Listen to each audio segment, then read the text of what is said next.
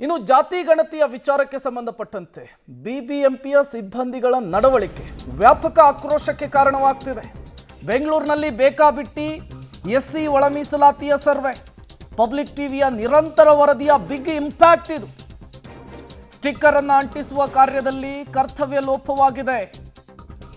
3 ಅಧಿಕಾರಿಗಳ ಅಮಾನತನ್ನ ಬಿಬಿಎಂಪಿಯ ಕಮಿಷನರ್ ಮಾಡಿದ್ದಾರೆ ಅನ್ನೋದು ಗೊತ್ತಾಗ್ತಾ ಇದೆ. ರಮೇಶ್, ಪೆದ್ದುರಾಜ, ಸೆಂದಿಲ್ ಕುಮಾರ್ ಅಮಾನತು. ಬೆಂಗಳೂರಿನಲ್ಲಿ ಬೇಕಾಬಿಟ್ಟಿ ಎಸ್ಸಿ ಒಳ ಮೀಸಲಾತಿ ಸರ್ವೆಯ ವಿಚಾರಕ್ಕೆ ಸಂಬಂಧಪಟ್ಟಂತೆ 3 ಅಧಿಕಾರಿಗಳ ತಲೆದಂಡವಾಗಿರುವಂಥದ್ದು. ಇದಕ್ಕೆ ನೇರವಾಗಿ ಅಧಿಕಾರಿಗಳ ನಿರ್ಲಕ್ಷ್ಯವೇ ಹೊಣೆ ಅಂಥೇಳಿ ಬಿಬಿಎಂಪಿಯ ಕಮಿಷನರ್ ಕ್ರಮಕ್ಕೆ ಮುಂದಾಗಿದ್ದಾರೆ. ಬೆಳಗ್ಗೆಯಿಂದಲೂ ಕೂಡ ನಿಮ್ಮ ಪಬ್ಲಿಕ್ ಟಿವಿ ನಿರಂತರವಾಗಿ ವರದಿಯನ್ನು ಪ್ರಸಾರ ಮಾಡಿತ್ತು. ಹೇಗೆ ಬೇಕಾಬಿಟ್ಟಿಯಾಗಿ ಬೋಗಸ್ ಆಗಿ ಹೇಗೆ ಕಳ್ಳಾಟ ಆಡ್ತಿದ್ದಾರೆ ಅನ್ನೋದನ್ನು ಎಳೆಯಾಗಿ ವಿವರಿಸುವಂತಹ ಕೆಲಸವನ್ನು ಮಾಡಿತ್ತು. ಬೆಳಗ್ಗೆಯೇ ಸ್ವತಃ ಬಿಬಿಎಂಪಿಯ ಕಮಿಷನರು ಜೊತೆಗೆ ಸಹಾಯಕ ಆಯುಕ್ತರು ಎಲ್ಲರೂ ಕೂಡ ಮಾತನಾಡಿದರು. ಇದು ಪಬ್ಲಿಕ್ ಟಿವಿಯ ಬಿಗ್ ಇಂಪ್ಯಾಕ್ಟ್ ಸ್ಟೋರಿ.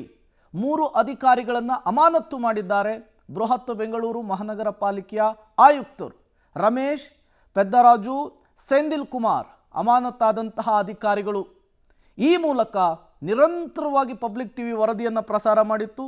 ಬಿಬಿಎಂಪಿಯ ಕಣ್ತರಿಸುವಂತಹ ಕೆಲಸ ಮಾಡಿತ್ತು. ಈಗ ಬಿಬಿಎಂಪಿ ಆಯುಕ್ತರು ಎಚ್ಚೆತ್ತುಕೊಂಡು 3 ಅಮಾನತು ಮಾಡಿದ್ದಾರೆ. ಮತ್ತಷ್ಟು ಡೀಟೇಲ್ಸ್ ಅನ್ನು ಕೊಡ್ತಾರೆ. ಪ್ರಕಾಶ್ ನೇರ ಸಂಪರ್ಕದಲ್ಲಿ ಜಾಯಿನ್ ಆಗಿದ್ದಾರೆ. ಪ್ರಕಾಶ್, ಬೆಳಗ್ಗೆಯಿಂದಲೂ ಕೂಡ ಈ ಸರ್ವೆ ವಿಚಾರದಲ್ಲಿ ಬಿಬಿಎಂಪಿ ಹೇಗೆ ಕಳ್ಳಾಟ ಆಡ್ತಾ ಇದೆ ಅನ್ನೋದನ್ನ ಸ್ವವಿವರವಾಗಿ ಸಾಕ್ಷ್ಯ ಸಮೇತ ವಿವರಿಸುವಂತಹ ಕೆಲಸವನ್ನು ಪಬ್ಲಿಕ್ ಟಿವಿ ಮಾಡಿತ್ತು. ಈಗ 3 ಅಧಿಕಾರಿಗಳ ತಲೆದಂಡ ಆಗಿದೆ, ಅಮಾನತ್ತು ಮಾಡಲಾಗಿದೆ. ಇನ್ನು ಮೇಲಾದರೂ ಸರ್ವೆ ಸರಿಯಾಗಿ ನಡೆಯುತ್ತಾ ಅಂತ ಹೇಳಿ ಪ್ರಕಾಶ್. ಪ್ರೇಮ್, ಖಂಡಿತವಾಗ್ಲೂ ಕೂಡ ಈಗಾಗಲೇ ಬಿಬಿಎಂಪಿಯ ಆಯಾ ವಲಯದ ಝೋನಲ್ ಕಮಿಷನರ್ಗಳು ಸಂಬಂಧಪಟ್ಟಂತಹ ಸೂಪರ್ವೈಸರ್ಗಳಿಗೆ ಮತ್ತು ಹೆಲ್ತ್ ಇನ್ಸ್ಪೆಕ್ಟರ್ಗಳಿಗೆ ಖಡಕ್ ಸೂಚನೆಯನ್ನು ಕೂಡ ಕೊಟ್ಟಿದ್ದಾರೆ. ಈಗ ಪಬ್ಲಿಕ್ ಟಿವಿಯ ವರದಿಯ ಬಳಿಕ ಇದೀಗ ಯಾರು ಕರ್ತವ್ಯ ಲೋಪವನ್ನು ಎಸಗಿದ್ದಾರೆ, ಸೊ ಆ 3 ಅಧಿಕಾರಿಗಳನ್ನು ಈಗ ಅಮಾನತು ಮಾಡಿ ಆದೇಶವನ್ನು ಕೂಡ ಹೊರಡಿಸಲಾಗಿದೆ.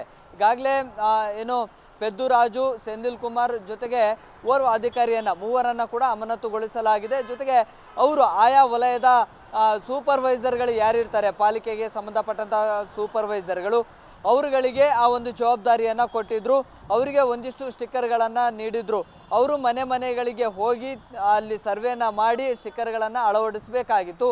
ಆದರೆ ಅವರು ತಮ್ಮ ಕೆಳಗಿನ ಹಂತದಲ್ಲಿದ್ದಂತಹ ಸಿಬ್ಬಂದಿಗಳನ್ನು, ಪೌರ ಕಾರ್ಮಿಕರನ್ನು ಬಳಸ್ಕೊಂಡು ನೇರವಾಗಿ ಪೌರ ಕಾರ್ಮಿಕರಿಗೆ ಸ್ಟಿಕ್ಕರ್ಗಳನ್ನು ಕೊಡ್ತಾ ಇದ್ರು. ಪೌರ ಕಾರ್ಮಿಕರು ಆಯಾ ಮನೆಗಳಿಗೆ ಹೋಗಿ ಬೇಕಾಬಿಟ್ಟಿಯಾಗಿ ಸ್ಟಿಕ್ಕರ್ಗಳನ್ನು ಅಂಟಿಸಿ ಬರ್ತಾ ಇದ್ರು. ಇದು ಆಯಾ ವಲಯದ ಅಧಿಕಾರಿಗಳದ್ದು ಸ್ಪಷ್ಟ ಕರ್ತವ್ಯ ಲೋಪ ಅನ್ನುವಂಥದ್ದು ಮೇಲ್ನೋಟಕ್ಕೆ ಸಾಬೀತಾಗಿದೆ. ಸೊ ಹೀಗಾಗಿ ಈಗ ಬಿಬಿಎಂಪಿಯ ಚೀಫ್ ಕಮಿಷನರ್ ಅವರ ವಿರುದ್ಧ ಕ್ರಮಕ್ಕೆ ಕೂಡ ಸೂಚನೆಯನ್ನು ನೀಡಲಾಗಿದೆ. ಸೊ ಈಗ ಆಯಾ ಝೋನಲ್ ಕಮಿಷನರ್ಗಳು ಈಗ ಅವರ ವಿರುದ್ಧ ಒಂದು ವರದಿಯನ್ನು ತಯಾರು ಮಾಡಿ ಇದೀಗ ಕಮಿಷನರ್ ಅವರಿಗೆ ಒಂದು ವರದಿಯನ್ನು ಸಲ್ಲಿಸುವಂತಹ ಎಲ್ಲ ವ್ಯವಸ್ಥೆಗಳನ್ನು ಕೂಡ ಮಾಡಿಕೊಳ್ಳಲಾಗ್ತಾ ಇದೆ. ಜೊತೆಗೆ ಈ ಒಂದು ಸ್ಟಿಕ್ಕರ್ ಅಳವಡಿಕೆ ಕಾರ್ಯದಲ್ಲಿ ಕೂಡ ಒಂದಿಷ್ಟು ಬದಲಾವಣೆಗಳನ್ನು ತರುವಂತಹ ಒಂದಿಷ್ಟು ಪ್ರಯತ್ನಗಳು ಕೂಡ ಆಗ್ತಾ ಇದೆ. Prem, okay, thank you Prakash ತಮ್ಮೆಲ್ಲ ಮಾಹಿತಿಗಾಗಿ.